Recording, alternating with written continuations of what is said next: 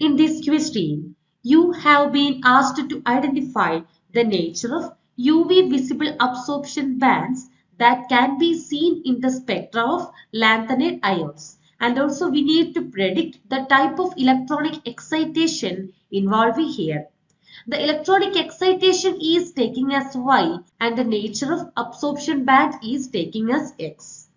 If you come into the lanthanides, we can see the lanthanide spectra are narrow because the 4f orbitals are well shielded and less affected by the crystal field interactions. This will lead to a well-defined energy levels and sharp spectral lines.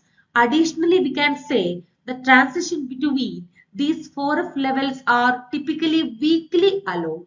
This will result in narrow and sharp spectral features. Now let's come to the options given here. The first option says that the nature of spectra is broad and it is due to the excitation inside the f orbital. The second one is correct, that is Y is correct but X is wrong. So option A is the incorrect one.